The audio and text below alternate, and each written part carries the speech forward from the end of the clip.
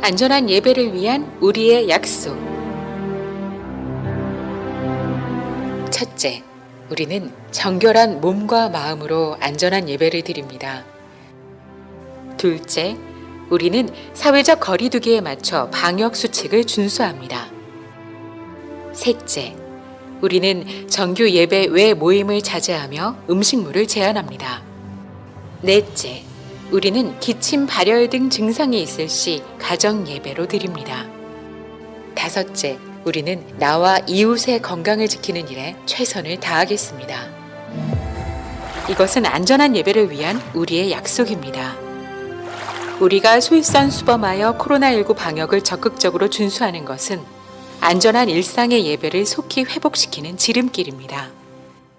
오늘도 은혜로운 예배 되시길 기원합니다. 감사합니다. 할렐루야. 예배 자리에 오신 여러분 진심으로 환영합니다. 우리 전우자의 인사 한번 나누겠습니다. 참 반갑습니다. 한 번 더요. 오늘도 은혜로운 예배 되십시오. 네, 저는 시골에 자라서 이렇게 모를 심고 하는 걸 보거든요. 고추를 심고 하는 거. 오늘 이렇게 정렬해서 앉으셨는데 너무너무 사랑스럽고 보기가 좋아요. 그리고 성경에 보면 민수기에 우리 발람이 이스라엘을 막 저주하라고 발락이 불렀잖아요. 그런데 와보니까 이스라엘이 광야에 텐트를 치고 하나님 중심으로, 장로님 어서 이쪽으로 오세요. 텐트를 중심으로 이렇게 있는 모습이 그렇게 아름답다고, 그렇죠? 그렇게 하는데 예배하는 여러분의 모습이 정말 하나님 보시기에 너무나 아름다운 그 모습으로 거기에 그 자리에서 믿음으로 뿌리를 내리시고요. 이제 생명으로 열매 맺으실 수 있기를 주의 이름으로 축원합니다. 더운 날 우리가 에어컨도 이렇게 가동을 했는데 바람도 불고 하는데 금방 성령님이 오셨어요. 그렇죠? 이게 막 날아가고, 그죠? 너무너무 감사하고, 혹시 불편하시면 우리 교역자들에게 이렇게 손짓으로 말씀을 주세요. 그러면 또 조율을 하도록 그렇게 하겠습니다. 이제 하나님과 약속한 예배의 시간 되었습니다. 모두 자리에서 일어나시겠습니다. 주악에 맞추어 묵상기도 하심으로 오순절 후 세 번째 주일 2부 예배 하나님께 드리도록 하겠습니다.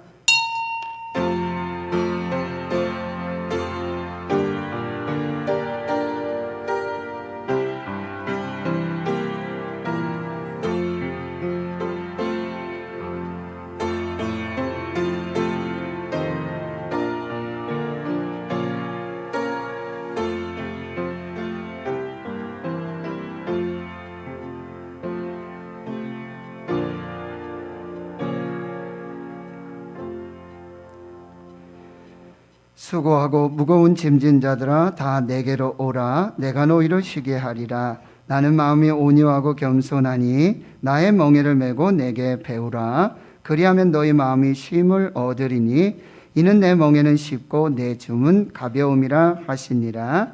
아멘. 어제나 오늘이나 영원토록 변함이 없는 사랑으로 우리를 돌보시는 하나님, 삼라만상 창조하시고 하나님의 형상과 모양으로 지으신 우리 모든 인생의 주인 되시는 하나님을 찬양합니다. 우리의 모든 죄악과 허물을 고백하오니 오직 예수 그리스도의 십자가의 보혈로 씻어 정결하게 하옵소서. 호국 보훈의 달 6월 나라와 민족을 위한 선인들의 고귀한 희생과 나라 사랑을 기억하여 감사하게 하옵시고, 평화 통일과 정치적 안정과 경제 회복과 통합과 소통으로 모두가 행복한 자유민주주의 대한민국을 세워 주옵소서. 오늘 거룩한 주일을 맞아 시간과 장소, 예물을 구별하여 신령과 진정으로 우리 몸을 거룩한 산 제물로 드리는 우리의 예배를 받아 주옵소서. 이전에 없었던 성령의 권능으로 이전에 경험하지 못했던 축복과 은혜와 감동과 치유와 회복의 예배가 되게 하옵소서. 알파 오메가 처음과 나중 되시며 교회 머리가 되시며 예배 주인 되시는 우리 구주 예수 그리스도의 이름으로 기도하옵나이다. 아멘.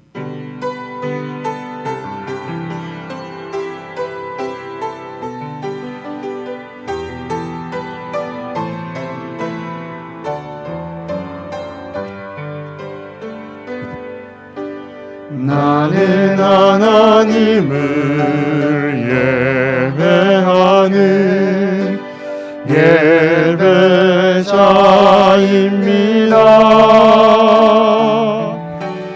내가 서 있는 곳 어디서나 하나님을 예배합니다.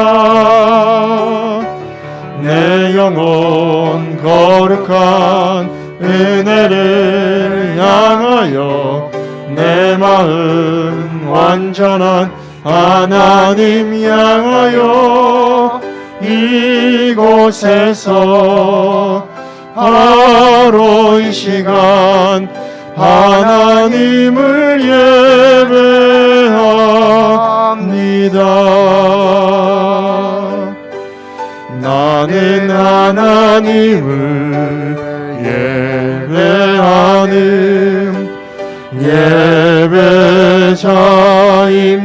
예배자입니다. 내가 서 있는 곳 어디서나 하나님을 예배합니다.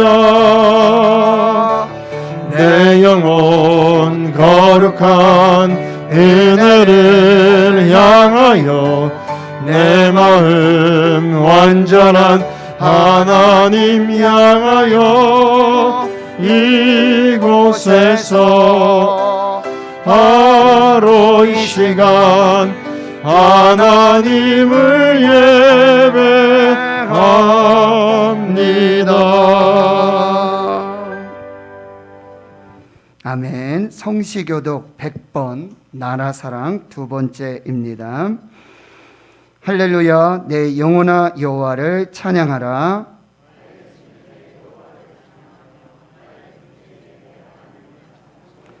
귀인들을 의지하지 말며 도울 힘이 없는 인생도 의지하지 말지니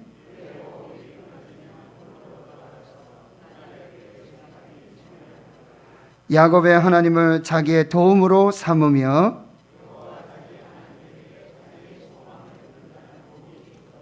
여호와는 천지와 바다와 그 중에 만물을 지으시며 영원히 진실함을 지키시며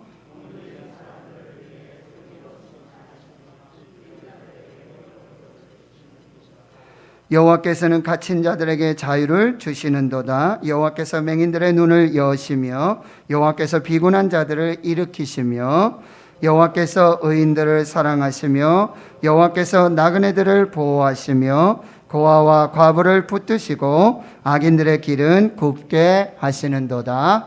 아멘.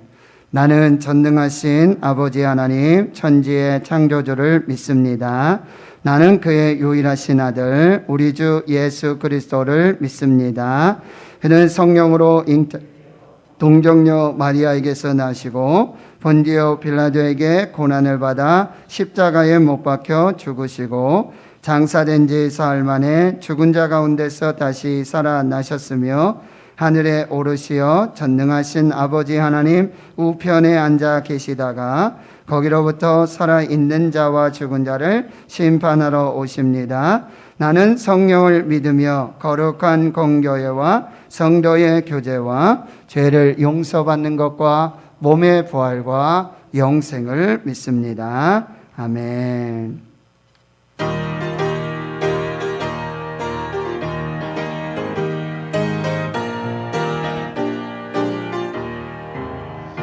은혜가 풍성한 하나님을 믿는 자 한 사람 한 사람 어제도 오늘도 언제든지 변찮고 보호해주시네.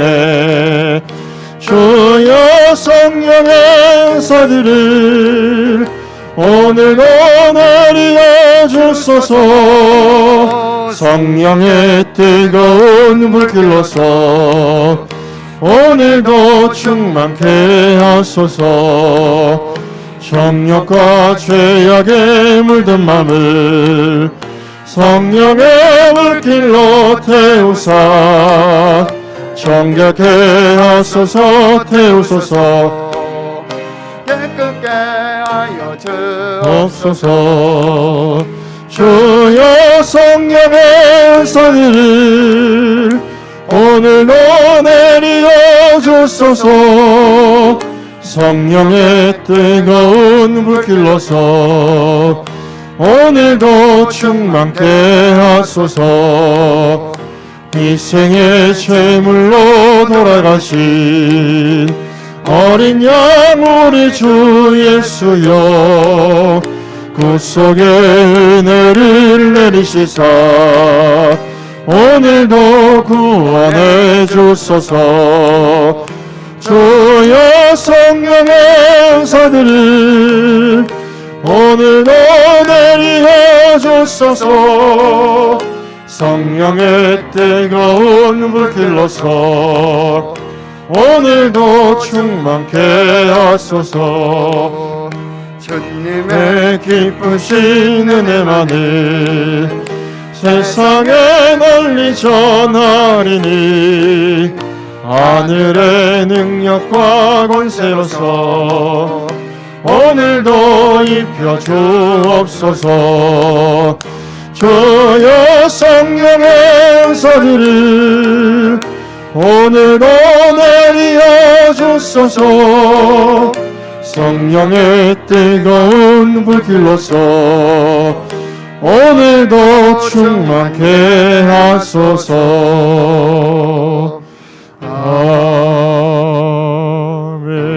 아멘. 하나님 아버지 감사합니다. 믿음 주시고 건강 주셔서 오늘 거룩한 주님의 날 주님 전에 찾아나와 신령과 진정으로 예배할 수 있으니 진심으로 감사를 드립니다. 아버지 하나님께서는 많고 많은 사람들 가운데 저희들을 택하셔서 아버지 하나님의 자녀로 삼아 주시고 지금까지 인도하여 주시고 아버지 하나님의 가진 모든 것을 저희들에게 부어주셨지만 그 은혜와 그 사랑을 잊어버리고 내 뜻대로 살 때가 많았음을 고백합니다. 아버지 하나님 저희들의 잘못을 용서하여 주시고 아버지 하나님 앞에 기쁨을 드리는 신은에 속한 모든 성도님들 되게 하옵소서. 오늘 이 귀한 시간에 이 예배의 자리에 나와야 할 식구들이 많이 보이지 않습니다.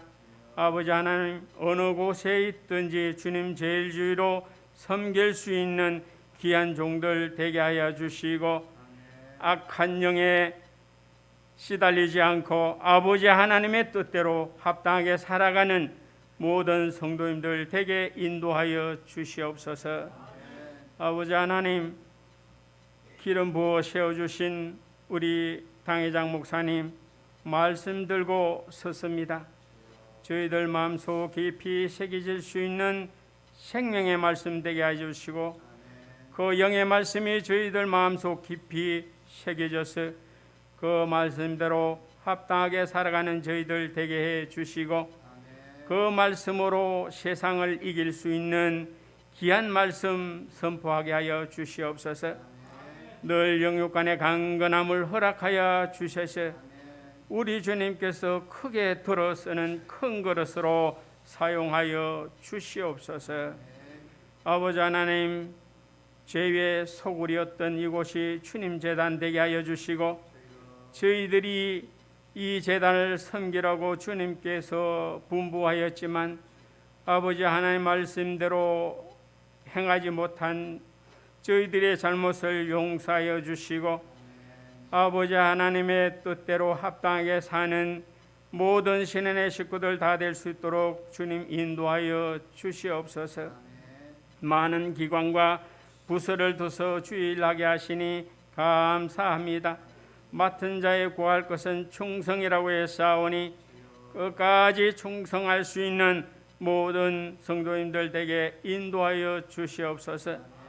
특별히 우리 다음 세대를 인도하는 우리 부교육자들과 교사들에게 한량없는 은혜와 지혜와 열심을 주셔서 그 어린 생명들에게 달고미한 진리의 말씀을 바로 전할 수 있는 모든 교육자와 선생님들 댁에 인도하여 주셔서 그들이 키가 자라가며 믿음도 자라나 장래에 이 재단에 꼭 필요한 주님 일꾼 되게 해 주시고 세계에 흩어져 아버지 하나님의 영광을 크게 드리는 큰 인물 되게 인도하여 주시옵소서. 이 재단의 질병으로 고통받는 자들이 많사오니 주님께서 깨끗하게 치료하여 주셔서 저희들과 함께 예배 자리에 나와 함께 예배 드릴 수 있는 귀한 일들이 있게 하여 주시옵시고 이 시대에 주님이 살아계셔서 역사하신다는 것을 보여줄 수 있는 산증인들이 다 되게 인도하여 주시옵시기를 간절히 빌고 원하옵나이다. 이달은 복운의 달입니다. 아버지 하나님, 이 나라를 지키기 위하여 희생당한 모든 자들을 주님께서 기억하여 주시고 아버지 하나님, 그 아픔이 지금까지 이어지는 가정들도 있사오니 주님께서 위로하여 주시고 치료하여 주셔서 아버지 하나님 영광을 드러내는 복된 가정들 다 되게 하여 주시옵소서. 그들이 있었기에 저희들이 이렇게 잘 살아가고 민주주의로 꼽히는 이 대한민국이 되은 줄 믿사오니 아버지 하나님, 저희들도 본을 받아 아버지 하나님 이 나라를 위해서 힘쓰고 애쓰는 자 되게 하여 주시고 아버지 하나님 앞에 간절히 무릎 꿇고 기도할 수 있는 귀한 종들이 되게 인도하여 주시옵소서. 그래서 방방곡곡에 흩어진 모든 교회들이 부흥하는 역사가 있게 하여 주시옵시기를 간절히 빌고 원하옵나이다. 이 나라를 이끌어가는 대통령이야 모든 위증자들 주님께서 함께하여 주시고 아버지 하나님을 두려워하는 자들 되게 하여 주시고 말씀으로 이 나라를 잘 이끌어갈 수 있는 위증자들 잘 되게 하여 주셔서 정말 이 대한민국이 살맛나는 대한민국 되게 인도하여 주시옵소서. 코로나19가 어서 속히 종식되게 하옵소서. 예배가 회복되기를 원합니다. 아버지 하나님, 모든 것이 회복되어서 아버지 하나님 앞에 큰 영광 되게 하옵소서. 아버지 하나님, 저희들은 구할 수밖에 없사오니 우리 주님께서 이 기도 들어주시고 응답하여 주시옵소서. 아버지 하나님, 지휘자 네 분이 오늘 찬양을 합니다. 아버지 하나님께서 이 찬양 받아주시고 아버지 하나님 앞에 큰 영광이 되고 저희들에게는 기쁨이 되는 찬양이 되게 인도하여 주시옵소서. 예배 시작에서니 마치는 시간까지 우리 주님께서 지켜주시고 또 한 주간 살아갈 때에 저희들이 죄 짓는 자리에 이르지 않게 하여 주시고 오만한 자리에 앉지 않게 하여 주시고 그리스도의 향기를 나타내는 우리 신연에 속한 모든 성도인들 되게 하여 주시옵소서. 이 예배 주님께 의탁하고 예수님의 이름으로 기도하옵나이다. 아멘.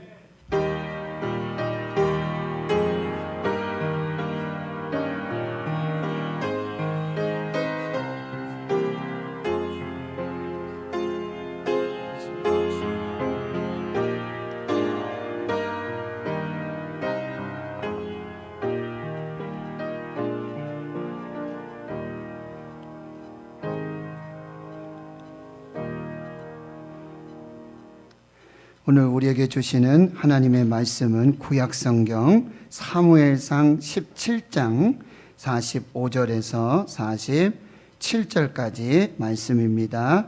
구약성경 437페이지 사무엘상 17장 45절에서 47절까지 말씀입니다. 오늘 우리에게 주시는 하나님의 생명의 말씀 구약성경 사무엘상 17장 45절로 47절까지 제가 봉독해 드리겠습니다.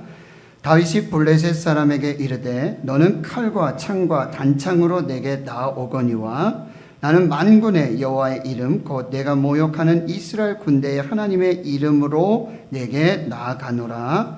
오늘 여호와께서 너를 내 손에 넘기시리니 내가 너를 쳐서 내 목을 베고 블레셋 군대의 시체를 오늘 공중의 새와 땅의 들짐승에게 주어 온 땅으로 이스라엘의 하나님이 계신 줄 알게 하겠고 또 여호와의 구원하심이 칼과 창에 있지 아니함을 이 무리에게 알게 하리라. 전쟁은 여호와께 속한 것인즉 그가 너희를 우리 손에서 건지시리라. 아멘.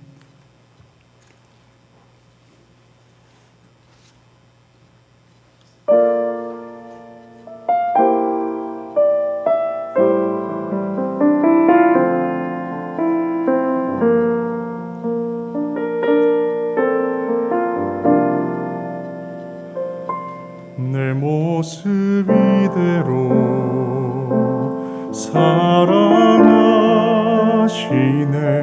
연약함 그대로 사랑하시네. 나의 모든 발걸음 주가 하시나니 날 인도하소서. 내 모습 이대로 사랑하시네.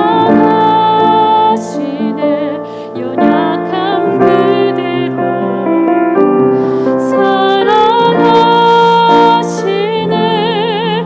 나의 모든 발걸음 주가 하시나니 날 인도하소서. 주의 날개 아래 거하는 것, 주의 임재 안에 거하는 것, 나의 가장 큰 소망, 나의 가장 큰 은혜, 주와 함께 동행하느니 주의 날개 아래 거하는 것, 주의 임재 안에 거하는 것, 나의 가장 큰 소망, 나의 가장 큰 은혜, 주와 함께 동행하느니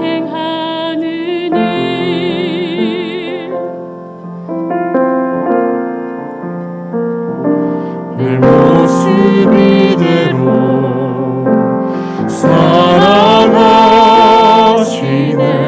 연약함 그대로 사랑하시네. 나의 모든 발걸음 주가 하시나니 날 인도하소서. 주의 날개 아래 거하는 것, 주의 임재 안에 거하는 것, 나의 가장 큰 소망, 나의 가장 큰 은혜, 주와 함께 동행하느니 주의 날개 아래 거하는 것, 주의 임재 안에 거하는 것, 나의 가장 큰 소망, 나의 가장 큰 은혜, 주와 함께 동행하느니 주의 날개 아래 거하는 것, 주의 임재 안에 거하는 것, 나의 가장 큰 소망, 나의 가장 큰 은혜, 주와 함께 동행하느니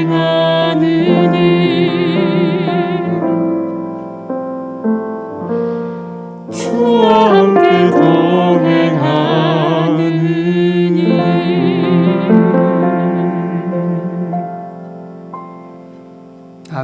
우리 하나님께 영광과 감사 올려드립니다. 감사합니다. 기도하고 하나님 말씀 받겠습니다. 하나님, 주님의 은혜 날개 아래 거하길 원합니다. 주님의 은혜 아래에만 서 있기 원합니다. 이것이 우리의 가장 큰 소망, 주님과 함께하는 그 소망 되게 하옵소서. 이제 말씀으로 저희들을 깨우쳐 주시옵시고 그 세미한 생명의 말씀으로 우리의 혼과 영과 육이 사는 거룩한 생명의 역사로 인도해 주옵소서. 예수님의 이름으로 기도하옵나이다. 아멘.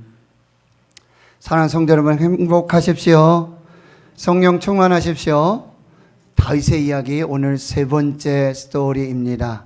다윗의 이야기는 하나님의 이야기, God story.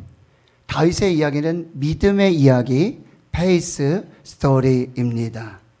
저는 오늘 역사상 가장 유명한 전투를 소개하고자 합니다. 이스라엘과 블레셋의 전투입니다. 아니, 다윗과 골리앗의 전투입니다. 고대 이스라엘 지역에서는 셰펠라라고 불리는 평야 지역을 두고 이곳은 이제 행정적 또 종교적 그리고 군사적 경제적 요충지입니다. 수세기에 걸친 오늘 전쟁의 그 현장인 이 엘라 골짜기를 두고 하는 싸움들이 나타나게 되어지는데요. 그중 가장 유명한 전투가 이제 오늘 막 사울 왕을 세우고 그리고 이제 국가로 발돋움하고 있는 이스라엘 왕국이 블레셋과 그 군대에 맞서서 일전을 벌이는 그 장면입니다. 이스라엘과 블레셋은 원수와 같은 존재였습니다. 오늘 사무엘상 17장 1절에 보시면 블레셋 사람들이 군대를 모으고 싸우고자 하여 유다에 속한 소고에 모여 소고와 아세가 사이에 에베스 담밈에 진을 치게 됩니다. 그러니 사울과 이스라엘 사람들이 모여서 엘라 골짜기에 진을 치고 블레셋 사람들과 대적하여 전열을 갖추고 있습니다. 섣불리 공격할 수 없는 상황이었습니다. 그때 블레셋 진영에서 싸움을 돕는 한 사람이 나오는데요. 그의 이름이 골리앗이요, 가드 사람입니다. 키가 무려 3m에 가까운 키가 장대한 거인입니다. 머리에 노투구를 썼고요. 그리고 몸에는 비늘 갑옷을 입는데 그 갑옷의 무게가 요즘 현대로 말하면 약 65kg이나 되고요. 여러분 창을 보세요. 창이 배틀채와 같은데 그 창 끝에 철의 무게가, 여러분 볼링을 치면 제가 11파운드 정도 치거든요. 그래서 무거워요. 근데 15파운드나 나가는 이 배틀채 같은 창과 창끝을 가지고 방패를 들고 그리고 앞에 수많은 사람들이 이 골리앗을 지키는 이 사람을 만나게 된다라고 하는 것이지요. 그리고는 이스라엘 진영 앞으로 나와서 이렇게 말합니다. 이게 무슨 얘기냐면요, 8절에서부터 너희가 어찌 나와서 전열을 지금 벌였느냐. 나는 블레셋 사람이고 너희는 이스라엘 사울의 신복인데 이스라엘과 블레셋과 이렇게 싸우지 말고 우리 1대1로 전쟁을 하자. 자, 내가 나왔으니까 이스라엘 진영에서도 사울 진영에서도 나와 싸울 사람 한 사람 내보내라. 둘이 싸워서 1대1로 싸워서 내가 지면 블레셋이 너희의 종이 될 것이고 너희를 섬길 것이고 내가 이기면 진 이스라엘이 우리를 섬기고 우리의 종이 될 것이다. 이렇게 매일 40일을요 조석으로 나와서 이 장대한 몸을 가지고 천둥 번개 같은 소리로 지금 싸움을 도두고 있는 것이죠. 그런데요, 이스라엘 진영에서는요 아무런 움직이도 없어요. 쥐새끼 한 마리도 움직이지 않습니다. 그도 그럴 것이 지금 여러분 이 지옥의 전사와 같은 무시무시한 골리앗과 맞서서 싸울 상대가 누가 있겠습니까? 그런 용기가, 담대함이 누가 있겠습니까? 그러니까 사울이요, 이제 이런 현상을 겁니다. 골리앗을 죽이는 사람에게 첫째, 많은 재물을 줄 것이다. 둘째, 딸을 주어서 왕의 사위로 삼을 것이고, 셋째는 그 아버지 집의 재산을 다 세금을 면해 주겠다라고 하는 상금과 보상을 걸게 되는 것이죠. 이스라엘 사람들은요, 보고 두려워 떨고 있고요, 슬슬 도망치는 사람도 발생하고 있는 거예요. 그때 한 사람이 등장해요. 사람도 아니에요. 소년이에요. 눈이 붉고 얼굴이 아름다운 미소년이 등장하는데, 이 사람은 누구냐면요, 지금 전쟁터에 형들이, 첫째 형, 둘째 형, 셋째 형이 이 전쟁터에 나와 있어요. 그러면 이스라엘 군대는 당시 20세 이상이 군대에 나가도록 돼 있어요. 그럼 첫째 형, 둘째 형, 셋째 형은 20살이 넘었다는 얘기고, 그 밑에 자녀들, 특히 막내 다윗은요, 몇 살쯤 됐을까요? 많아야 15살 전후입니다.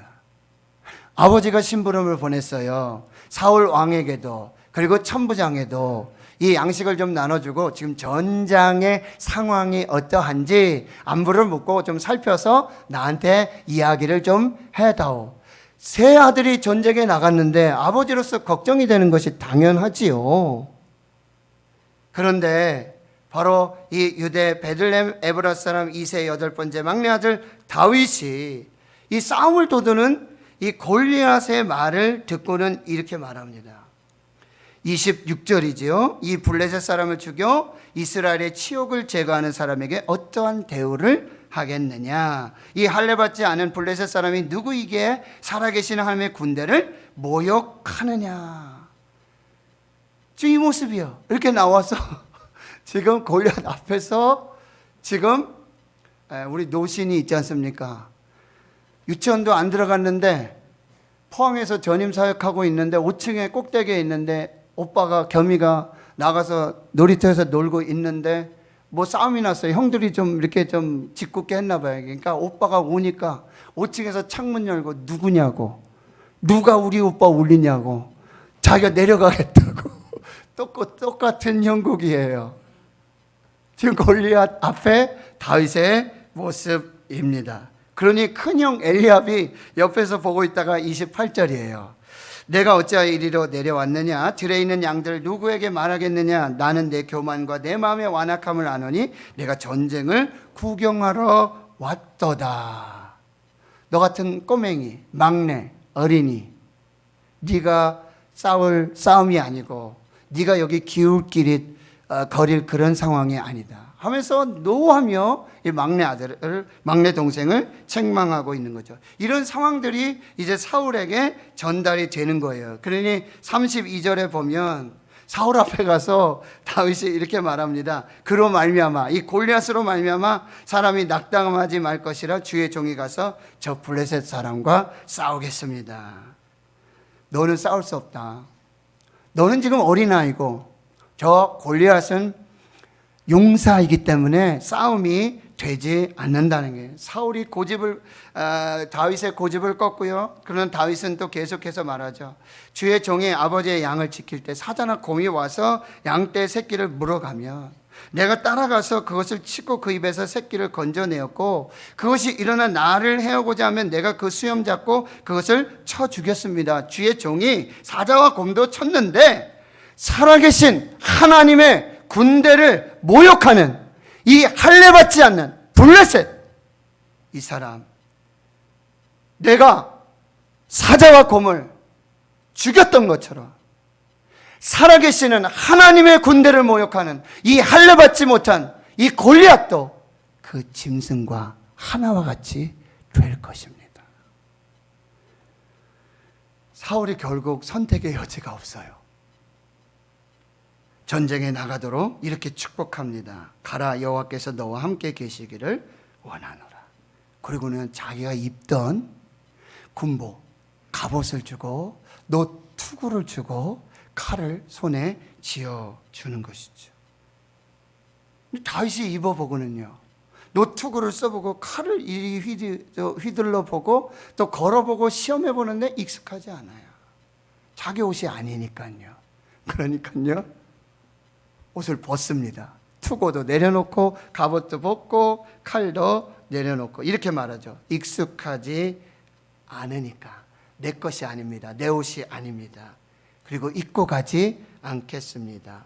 벗고는요, 손에 그 양을 치던 막대기를 들고는 엘라 골짜기를 내려와서 시냇가에 가서 무릎을 꿇고는 거기 돌 5개, 그리고 자기 목자의 제구 그 주머니에 넣고는 이제 골리앗을 향해서 달려 나가는 것입니다. 이제 3000년 전 엘라 골짜기에서 역사상 가장 유명한 전투가 시작되고 있는 거예요. 거인의 이름은 골리앗, 양치기 소년의 이름은 다윗. 골리앗 대 다윗, 다윗 대 골리앗.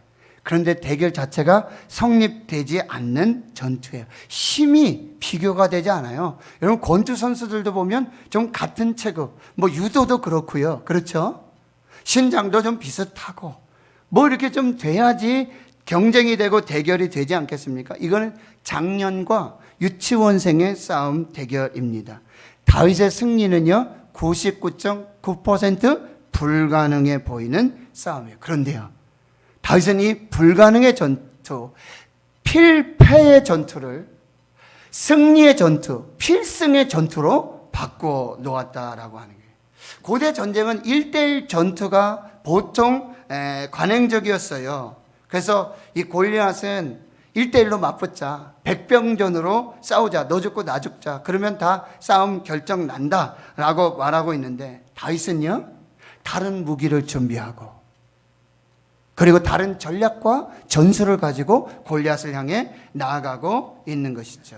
고대 군대에서는 세 부류의 이 군인들이 있는데, 첫 번째가 기병입니다. 그래서 말을 타고 전차를 타고 무장한, 여러분 애국의 바로와 그 전차들 강력합니다. 두 번째 군인의 유형은 보병입니다. 걸어다니는 사람들이죠. 이렇게 골리앗처럼 중무장을 하죠. 투구를 쓰고 갑옷을 입고 창을 들고 방패 들고 걸어다니며 싸우는 거예요. 보통 이제 군사들의 수준이 되지만, 또 한 가지 부류가 있는데 발사병인데요, 지금 말하면 포병입니다. 이 활을 쏘는 궁수들, 그리고 이 투석병, 돌을 던지거나 납을 던지거나 철을 던지는 사람들이 포함되는데, 이 투석병은요, 가죽이 이렇게 끈이 있으면 가죽끈 이렇게 양쪽을 이렇게 잡고는요, 그 사이에 돌이나 납이나 철을 매깁니다. 그리고는 그 가죽의 끝을 잡고는 돌리는 거예요. 크게 원을 그리고 속도를 더 빨리 그리면서 한쪽 가죽을 놓습니다. 이게 물매예요. 물매를 놓으면 거기 장전되어져 있던 돌과 납과 철이 순식간에 날아가서 상대방에게 엄청난 타격을 주게 되어지는 것이죠. 그런데 이 투석병은요, 아주 엄청난 노력, 훈련된 기술, 숙련된 그런 훈련들이 필요한 것이죠. 그런데 이 숙련된 한 명의 투석병은요, 적들에게 아주 치명적인 무기가 되는 거예요. 어디서 날아올지 몰라요. 눈에 보이지도 않아요. 여러분, 중세시대의 그림을 보면은요, 이 투석병들이 이 돌을 던져가지고 날아가는 새도 맞춰 떨어뜨리는 그 역사가 나타나게 되어지고요. 아일랜드의 투석병들은 눈으로 볼 수만 있다면, 눈으로 볼 수 있는 관역은요, 투석을 던져가지고 백발백중 명중시키는 거예요. 여러분, 성경에도 이 투석병 얘기가 나와요. 사사기 20장에 보면은 레위인 첩 사건을 통해서 이스라엘과 베냐민 지파가 싸우게 되는데, 이스라엘에서 군인들이 모이고 베냐민 지파의 군인들이 모이는데, 그때 특수병과로 700명의 이 물매를 던지는 사람들이 나오는데, 이 사람 다 왼손잡이에요. 그런데 이 물매를 던지면은 백발백중이에요. 한 번도 빗나가지 않아요. 그래서 그 성경 원어에 보면은 그 사람들의 수준이 머리카락이에요. 무슨 얘기예요? 오차가 머리카락 수준의 정도밖에 나지 않는다라고 하는 것입니다. 지금 로마인들은 또 어떻게 해요? 군인들이 전쟁에 나가면요, 이렇게 투석병에 의해서 돌에, 납에, 철에 의해서 갑작스럽게 죽는 이 사람들이 발생하는 거죠. 그래서 부패하고 썩어가는 그 시체를 방지하기 위해서 작은 핀셋을 들고 다녔대요. 돌을 제거하고 납을 제거하고 철을 제거하는 투석병에 의해 죽은 사람들의 시체를 보호하는 것이지요. 여러분 지금 보세요. 머리를 향해서 강속구를 날리는 메이저리그 투수를 한번 생각해 보세요. 100마일입니다. 160km예요. 자기 얼굴을 향해서 지금 다윗은 골리앗을 향해 160km짜리 헤드샷을 날리고 있는 것입니다. 지금 골리앗은 중무장을 한 보병이에요. 자기 몸 하나 가누기도 어려워요. 그런데 다윗은요, 투석병이에요. 그리고요, 이 사자와 곰을 잡았던 그 실력은요, 대단한 실력이거든요. 잘못 던져도 그냥 스치기만 해도 골리앗은 사망에 이르게 되어지는 것이죠. 골리앗은 너무 느렸어요. 사자와 곰에 비하면 너무 느려요. 그리고 몸집이 너무 커요. 관역이 너무 커요. 그냥 던지면 10점이에요. 그런데 다윗은 내게로 와라. 나하고 1대1로 싸우자. 이런 전략과 전술에 말려들지 않고 엘라 골짜기에 시냇가에 내려가서 무릎을 꿇고는 돌 5개를 주어서 자기 물매에 장전시켜서 골리앗을 향해 달려가고 있는 것이지요. 사울이 주었던 갑옷도 없어요. 투구도 없죠. 칼도 없습니다. 그런데요, 99.9%의 불가능의 전투를 필승의 전투로 바꾼 역사가 엘라 골짜기 그날의 그 양치기 소년에 의해서 이루어지고 있다라고 하는 거예요. 역사학자 로버트 도렌 웬드라고 하는 사람이 있어요. 이 사람은 이런 이야기를 하는데요. 다윗과 맞선 골리앗이 가진 승산은 칼로 무장한 청동기 시대의 전사가 45구경 자동권총을 가진 적과 맞설 때와 마찬가지다라고 쓰고 있어요. 우리하고 좀 관점이 다르죠? 시각이 다르죠? 역사학자인데요, 이렇게 말하고 있어요. 지금 골리앗은요, 청동기 시대에 중무장을 한 청동기 시대 사람이에요. 그런데 다윗은요, 45구경 자동권총을 지금 소지하고 있는 지금 다윗과 골리앗에서 누가 이길까요? 골리앗이 당연히 지고 다윗은 당연히 이기는 형국이라는 거예요. 여러분 1967년에 이스라엘에 무슨 일이 있었냐면 6.1 전쟁이라고요. 이스라엘과 그리고 아랍 연합군과의 전쟁이 벌어졌어요. 그런데 여러분 아랍 연합군이 얼마나 대단합니까?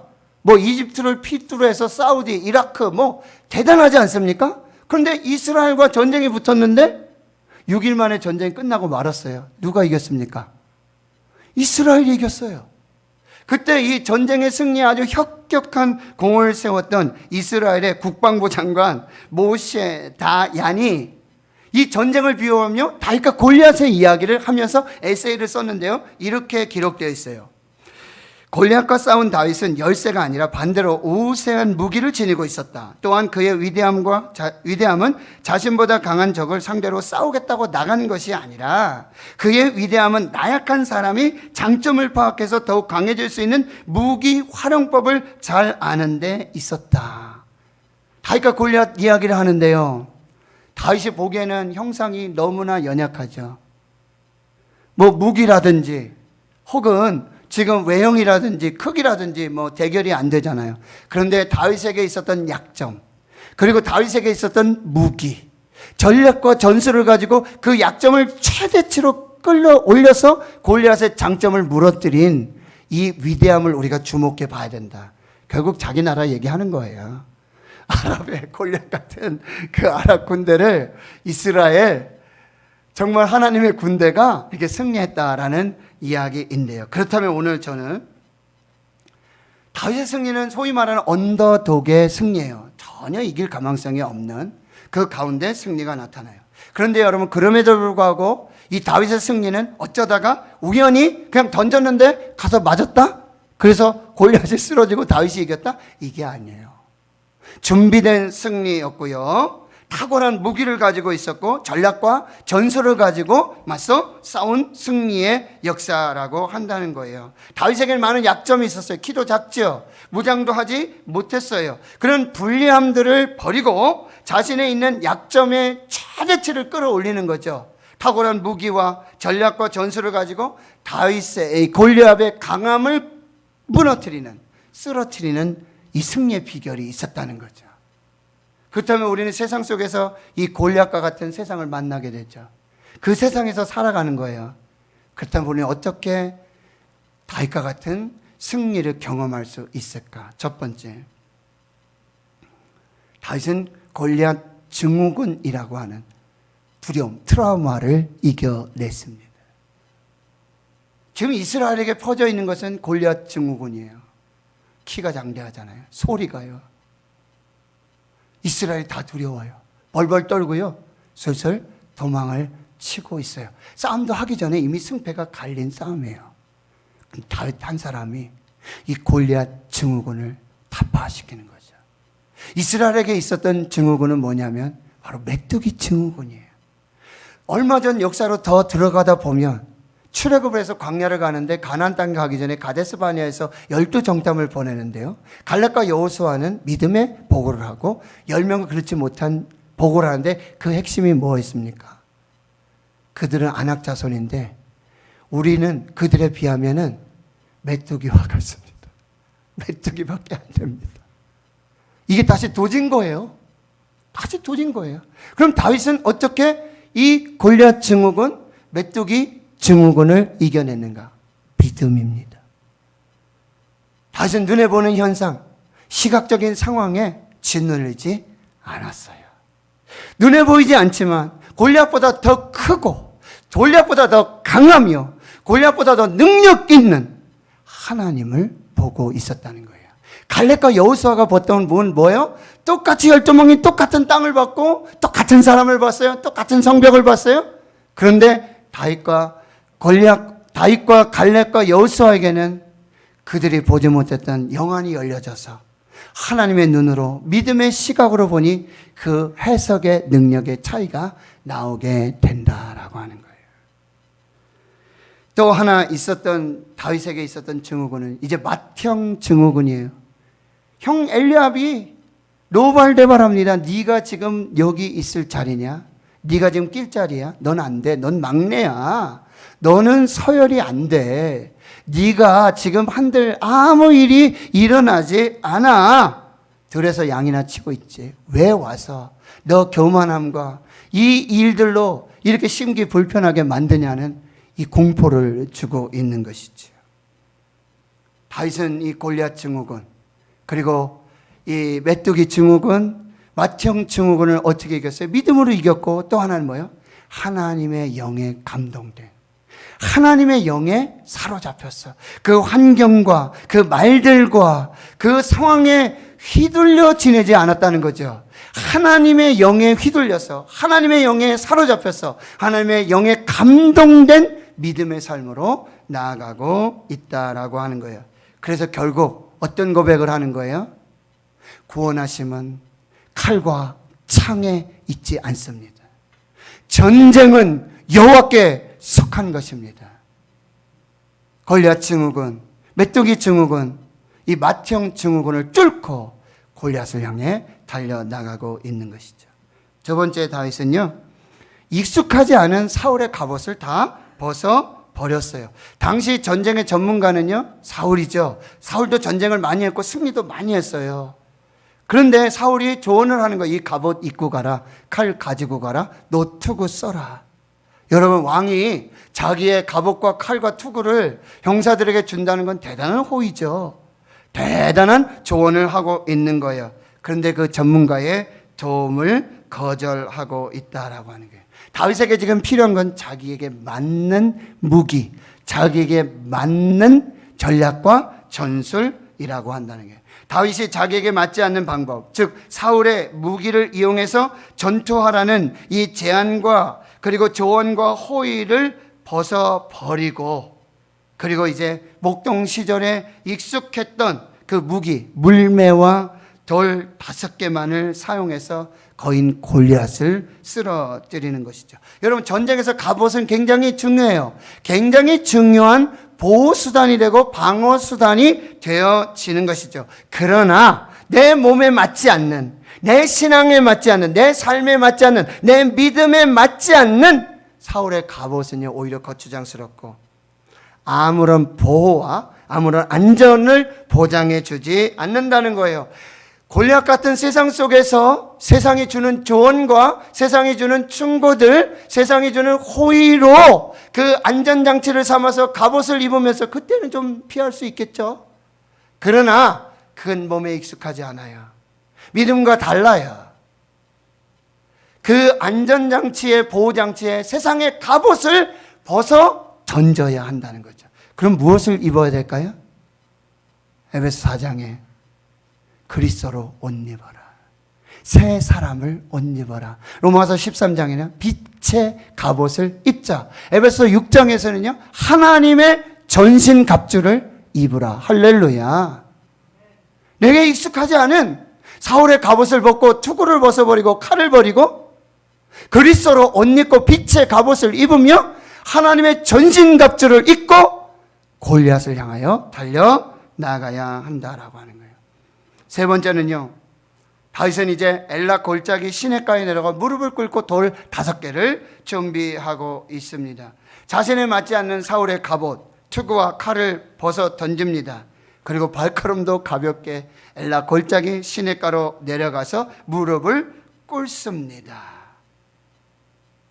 돌 5개를 지금 준비하고 있는 것이지요. 여러분, 무릎을 꿇는 사람은요, 움직일 수 없어요. 찔 수도 없죠. 무릎을 꿇는 사람은요, 무방비 상태예요. 이건 항복한다는 의미잖아요. 난 졌다. 더 이상 공격하지 말아라. 나도 공격할 의사가 없다. 이것이 무릎을 꿇고 항복하는 거예요. 두 손 들고. 그런데 다윗이 지금 엘라 골짜기에 나가서 시냇가에서 무릎을 꿇고 돌 5개를 지금 고르는 것은 지금 골리앗에게 나 싸울 의향이 없으니까, 나 항복하니까, 나 힘 없으니까, 난 안 되니까, 난 포기한다는 의미가 아니라 하나님께 무릎을 꿇고 있는 것입니다. 독일 속담에 하나님께 무릎 꿇는 사람은 사람에게 무릎 꿇을 일이 없다라는 속담이 있어요. 지금 골리앗을 향해서 골리앗에게 무릎 꿇는 게 아니에요. 이 전쟁을 포기하는 것이 아닙니다. 그냥 하나님께 무릎을 꿇고 하나님이 주신 지혜와 하나님이 주시는 전략과 전술을 가지고 돌 5개를 들어서 준비하고 있다라는 사실이에요. 여기서 우리는 진짜 중요한 게 무엇인지, 무턱대고 나가서 싸우는 것이 중요한 것이 아니라 하나님 앞에 무릎을 꿇고 하나님의 방법과 하나님의 지혜와 하나님의 전술과 전략으로 싸울 것인지를 먼저 판단해야 된다는 거예요. 내 방법으로 싸울 것인가, 하나님의 방법으로 싸울 것인가. 사울의 갑옷을 입고 관념적으로 그런 안전장치, 보호장치 속에서 그렇게 잠시 휴식과 구원을 얻는 사람이 될 것인가, 그 갑옷을 벗어버리고 하나님께 무릎을 꿇고 돌 5개를 준비해서 골리앗을 향해서 달려나갈 것인가. 무엇이 중요하냐, 무엇이 먼저이냐. 사울을 올려다보면서 사울이 준 갑옷을 생각하면서 사울을 보며 살 것인지, 갑옷을 벗고 하나님을 보며 살 것인지를 결정해야 한다라고 하는 것입니다. 엘라 골짜기 시냇가로 내려가서 무릎을 꿇습니다. 그리고 하나님 주신 창조적인 지혜와 방법으로 자신의 전문적인 실력을 최대한 발휘할 수 있는 돌 5개를 준비하고 있어요. 새로운 무기와 새로운 패러다임, 전략과 전술을 가지고 창의적으로 이 싸움에 지금 함께 하고 있는 것입니다. 그는 하나님께 무릎을 꿇으면서 하나님을 묵상하면서 담대하게 믿음을 재정부하고 있는 것이죠. 하나님은 살아계신다. 하나님의 길과 하나님의 방법이 있다. 하나님의 구원이 있다. 전쟁은 하나님께 속한 것이다. 구원하심은 칼과 창에 있는 것이 아니다. 만군의 여호와의 이름, 살아계시는 하나님의 여호와의 만군의 이름 속에 전쟁의 승리가 있다. 이것을 준비하고 있는 것이죠. 이제 마지막, 다윗은요, 거기 언제까지 무릎을 꿇고 그렇게 있지 않았어요. 하나님의 성령의 감동, 하나님 주신 창조적인 지혜, 전략과 기술, 그리고 자기가 연마한 이 숙련한 이 모든 결과물을 들고 달리기 시작합니다. 36개 주랭랑을 치는 게 아니에요. 아이고 나 살려라, 걸음아 나 살려라, 여기선 도망치는 게 최고다, 뒤돌아서서 도망치는 것이 아니라 그 골리앗을 향해서 나사렛 예수 그리스도의 이름으로, 내가 모욕하는 이스라엘 군대 하나님의 이름으로, 만군의 여호와의 이름으로, 살아계신 하나님의 이름으로, 전쟁은 하나님께 속한 것이고 여호와의 구원하심이 창과 칼에 없음을 나는 믿노라 달려 나가고 있는 것이지요. 사랑하는 성도 여러분, 다윗은 사자와 곰의 발톱에서 자신을 건져주셨던 하나님을 철저히 신뢰하고 있다라고 하는 거예요. 결국 골리앗의 크기의 문제가 아니라는 사실이죠. 다윗의 믿음의 크기입니다.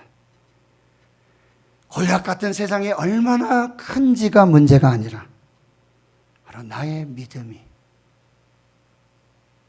얼마나 큰지를 살펴보아야 한다는 거죠. 세상은 골리앗 같은 크기로 자꾸 싸움을 걸어옵니다.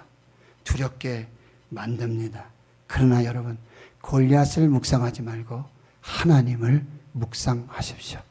골리앗보다 수천 배, 수만 배 큰 하나님을 묵상하십시오. 골리앗의 창과 골리앗의 갑옷과 골리앗의 노트구, 골리앗의 전략과 전술보다도 천만 가지, 백만 가지 더 많은 하나님의 전략과 하나님의 전술과 그 지혜를 믿으시기를 바랍니다. 세상같이 밀려오는 골리앗이 있습니다.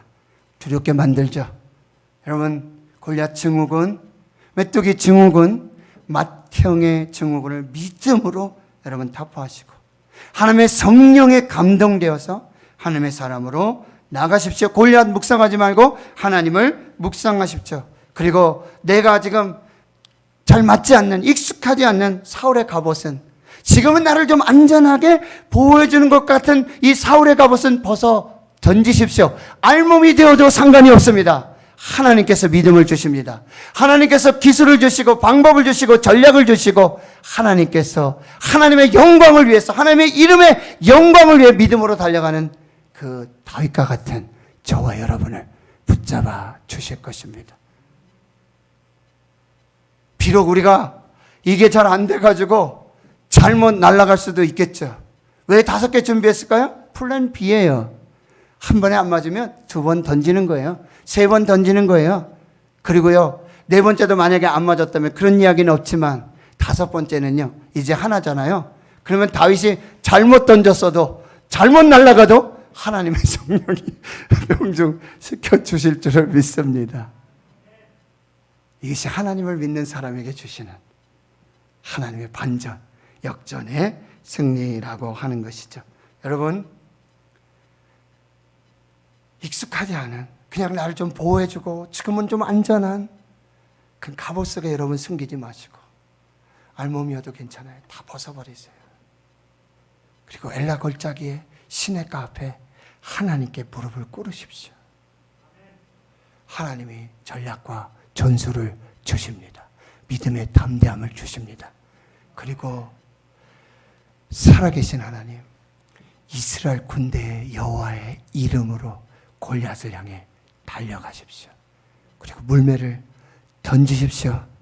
기도하며 던지십시오. 믿음으로 던지십시오. 우리 인생의 골리앗은 반드시 쓰러지고 반드시 무너지고 우리는 승리할 줄로 믿습니다.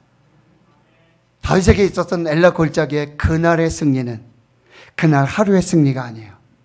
수없이 많이 지나간 다윗의 오늘이 쌓여서,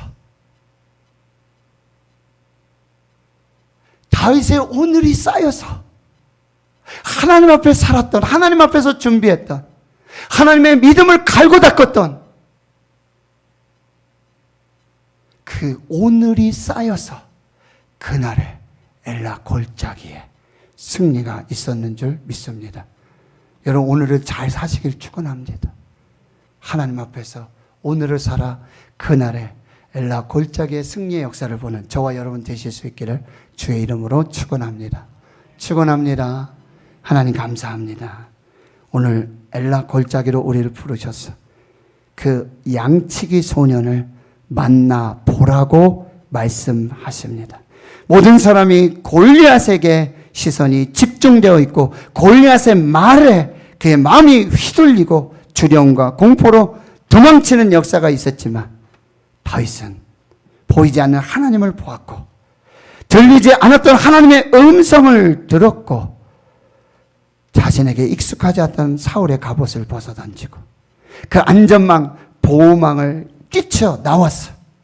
엘라 골짜기 시냇가에 내려가 하나님께 무릎을 꿇고 하나님 주시는 창조적인 지혜와 전략과 전술로 믿음의 물매와 그 돌을 준비해서 살아계신 하나님의 이름으로 골리앗이 몰록하였던 이스라엘 군대의 하나님의 이름으로 구원이 칼과 창에 없음을, 전쟁은 하나님께 속하였음을 믿음으로 나아갔던 그 엘라 골짜기의 양치기 소년을 만나보라. 우리도 그날의 승리를 위해 오늘을 살아가는 저희들 모두가 되게 해 주옵소서. 예수님의 이름으로 기도하옵나이다. 아멘.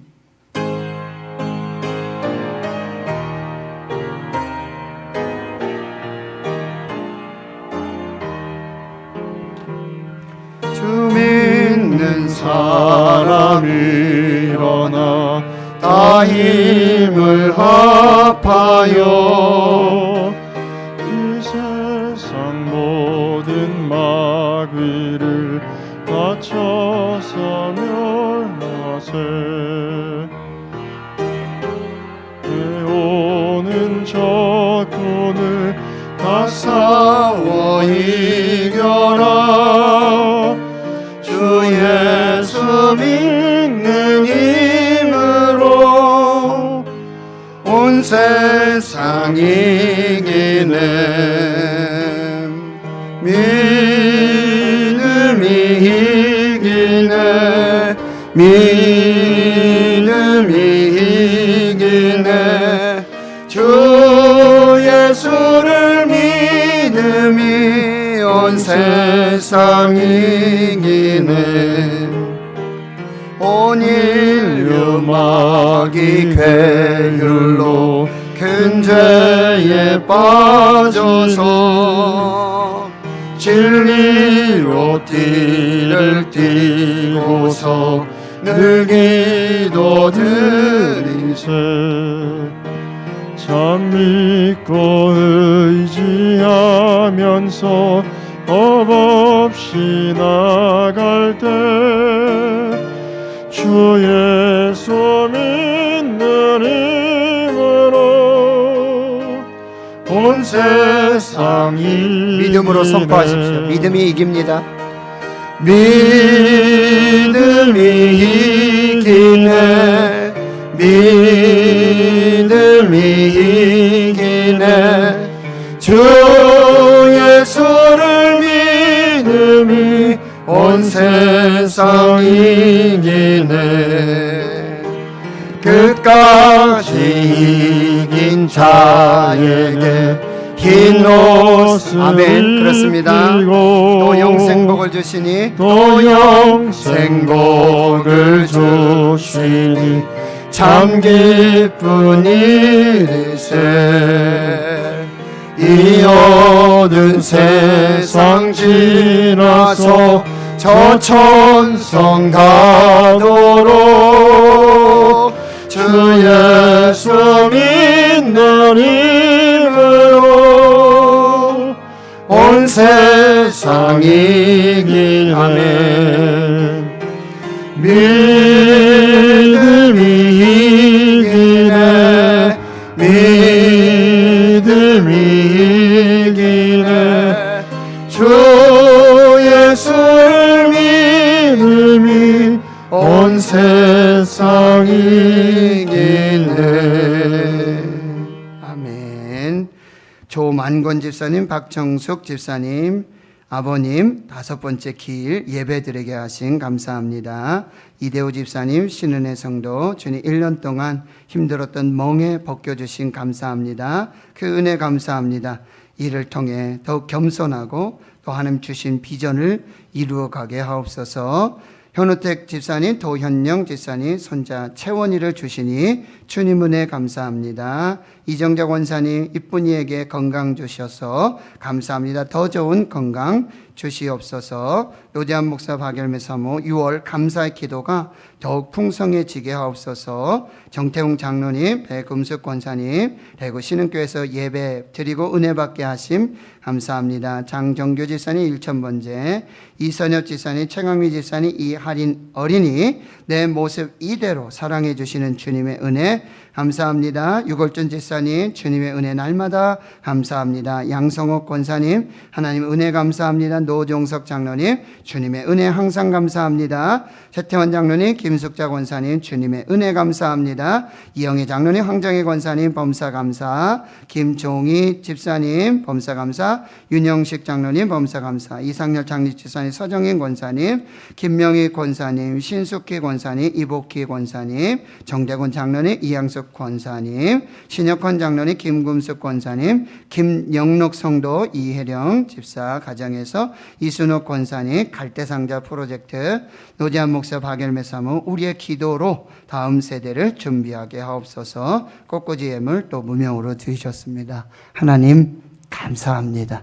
거룩하고 복된 주의 날 구별하여 기억하여 지키라는 명령에 순종하여서 주님의 몸된 성전에서 은혜 보좌 앞에서 그리고 삶의 자리에서 하늘문 열어주시고 말씀으로 성령으로 기름 부으시는 그 하나님을 대면하여 예배하게 하시니 감사합니다.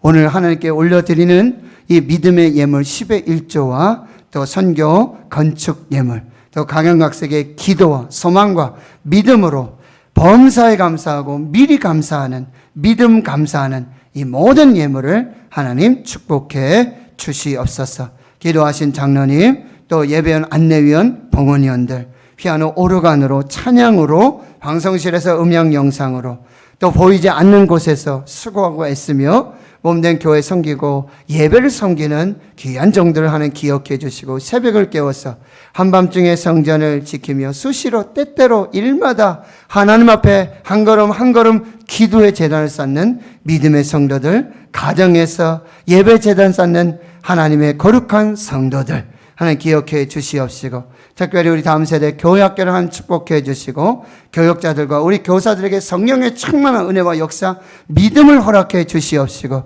주의 자녀들이 잘 자라고 하나님 나라의 귀한 일꾼 되는 그 사명의 역사 이루어가도록 축복해 주시옵소서. 고3 학생들 지어 명철 건강 주시옵시고 주의 청년들 새벽 이슬과 같이 즐거이 헌신하며 거룩한 하나님의 사람들로 세워지게 역사해 주시고 군에 가 있습니다. 해외 나가 있습니다. 직장으로 학업으로 목회로 선교로 흩어진 우리 신음의 권속들 믿음의 자녀들 하나님 붙들어 주시고 성령으로 함께 해 주시고 육신의 연약한 질병 아픔과 고통 중에 주님 탄식하고 신음하는 주의 성도들 주여 이 시간에 성령으로 기름 부어 주시고 열 아파 치료하시는 광선으로 치료하셔서 기쁨과 감사가 그 육신의 질병이 그 영혼의 연약함들이 온전히 회복되는 역사가 있게 하여 주시옵소서. 믿고 감사드리며 예수님의 이름으로 기도하옵나이다. 아멘.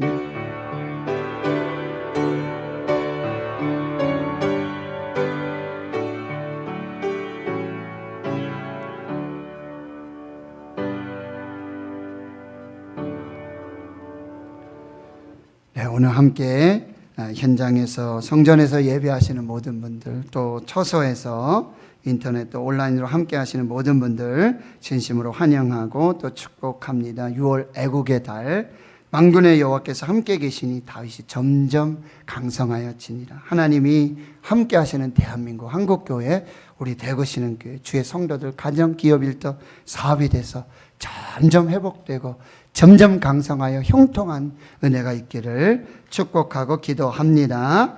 오순절 후 세 번째 주일로 지키고 예배하고요. 대구 신흥교회 코로나 대응 지침 우리 지금 대구 지역은 6월 20일까지 사회적 거리두기 2단계 그래서 정규 예배 대면하여 20% 정도 함께 예배하고요. 교회학교는 이 기간에 또 온라인으로 비대면으로 이렇게 예배를 하게 되어집니다. 여러분 혹시 이런 생각을 해봤어요? 우리 교회학교 아이들이 비대면이 되면 이제 부모님들도 물론 가정에서 온라인 이렇게 들으시겠는데 그 아이들 데리고 같이 오면 어떨까 싶어요. 아멘들을 안 하시네요.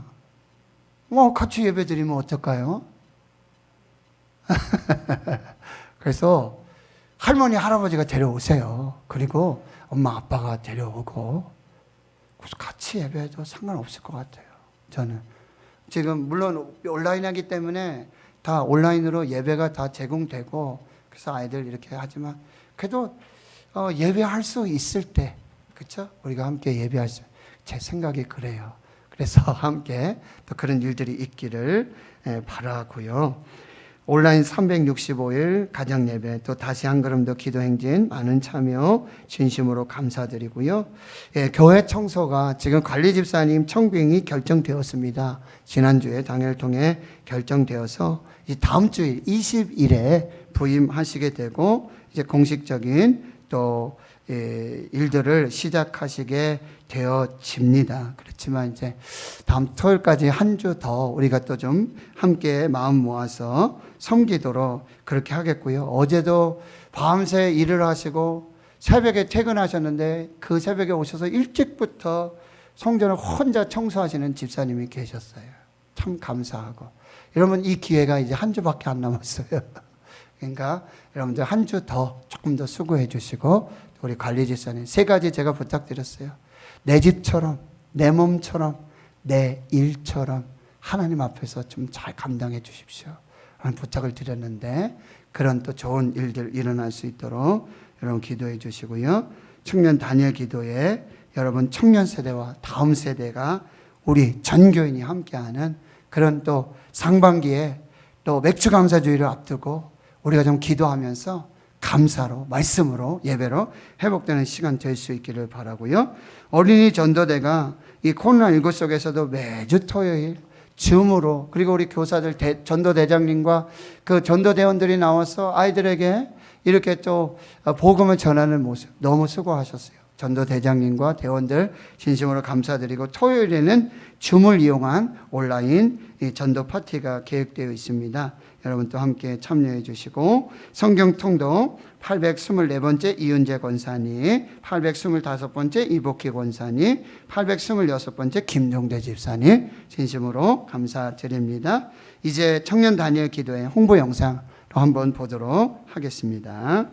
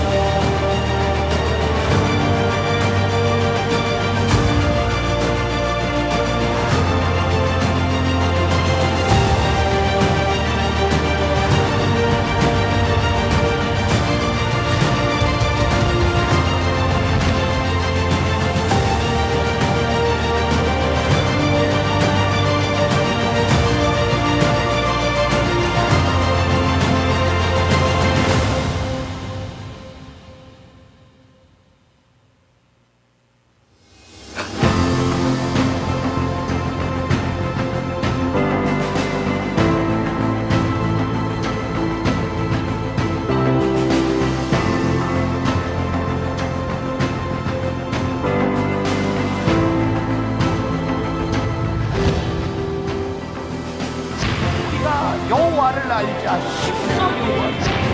하나님께서 모세를 사용하신 것이 그가 성령의 역사가 그 흑암 가운데서 운행하시 끝까지 이르러 내 증인이 되라는 선교적. 그러니까 교회된 우리는 이제 세상으로 나아가야 됩니다. 그 하나님을 믿는 믿음을 가지고 인생을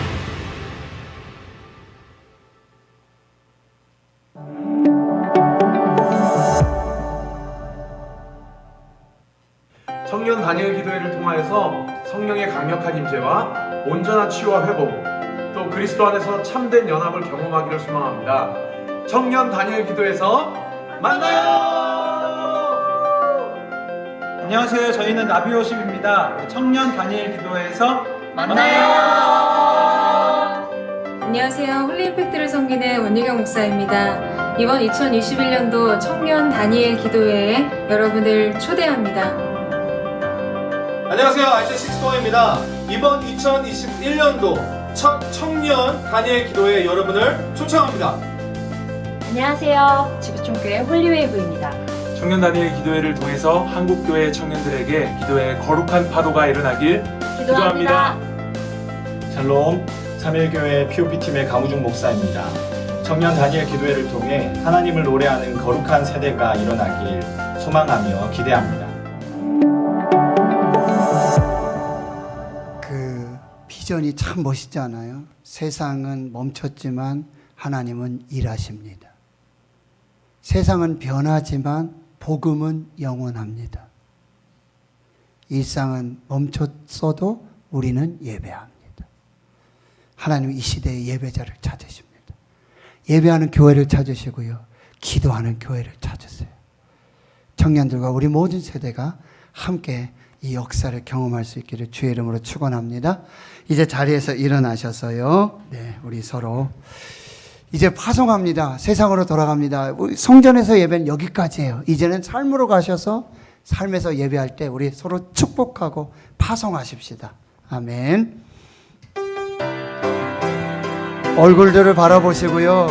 정말 진심으로 장로님, 우리 권사님들, 우리 집사님들, 청년들 축복합시다.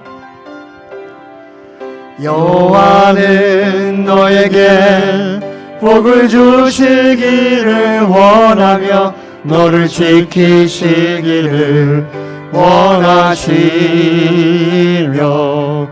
여호와는 그 얼굴을 너를 향하여 드사 은혜와 평강 주시기 원하노라. 너를 보배롭고